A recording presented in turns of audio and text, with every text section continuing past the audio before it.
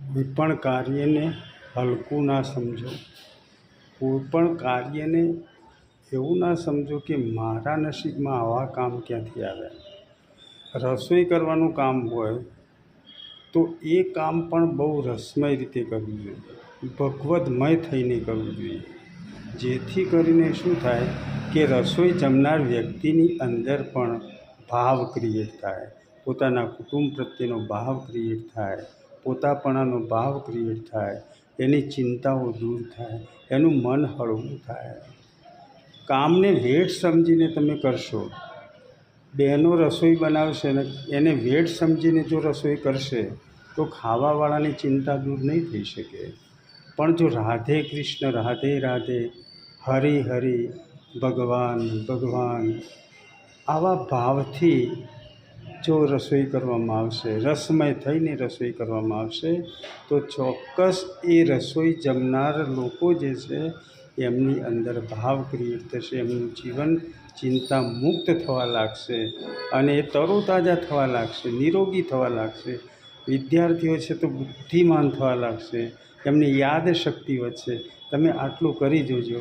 ખાસ તો મારી વિનંતી, બહેનોને ખાસ વિનંતી છે કે આપ રસોઈ કરતાં થાકનો અનુભવ કરીને કે અમારે તો આ જ નસીબમાં છે. ભાઈઓને સારું છે કે જમીને ઊભા થઈ જવાના, વાસણ માંજવાના, રસોઈ કરવાની, આ કેટલા બધા કામ અમારા માથે ભગવાને નાખ્યા છે. ભાઈઓને સારું છે, ભાઈઓને મજા છે. પણ ભાઈ જે વ્યક્તિ જ્યાં છે એને ત્યાં મજા આવે છે કે નહીં એ પૂછી જુઓ. દરેક વ્યક્તિ જવાબદારી નિભાવતો હોય છે, પુરુષની જવાબદારી નિભાવે છે. આપ માતા છો, બહેન છો, દીકરી છો તો આપ આપણી જવાબદારી નિભાવો છો. પણ એ જવાબદારી નિભાવવાના સમયે આપણો ભાવ કેવો છે એ મહત્ત્વની વસ્તુ છે. કામ તો બધા જ કરે છે, અમુક લોકો વેઠ સમજીને કામ કરે છે એટલે એમના નસીબમાં થાક જ હોય છે. અમુક લોકો ભગવાનનું કામ સમજીને કાર્ય કરે છે તો એમના જીવનમાં આનંદ અને અજવાળા હોય છે. એનું જીવન બહુ જ રસમય હોય છે કે હું ભગવાનનો છું, ભગવાને મને આ કાર્ય સોંપ્યું છે, મારા કર્મ આધારિત મને આ કાર્ય કરવાનું મળ્યું છે, મારે આ કાર્યનો સ્વીકાર કરવો છે અને મારે કાર્ય સારામાં સારી રીતે કઈ રીતે થાય એ માટે મારે પ્રયત્ન કરવો છે. હું જે કરી રહ્યો છું એનાથી ભગવાનને પ્રસન્નતા થવી જોઈએ કે મેં મારું કાર્ય સુચારુ રૂપે કર્યું છે, બસ તો એ ભજન થઈ જાય છે.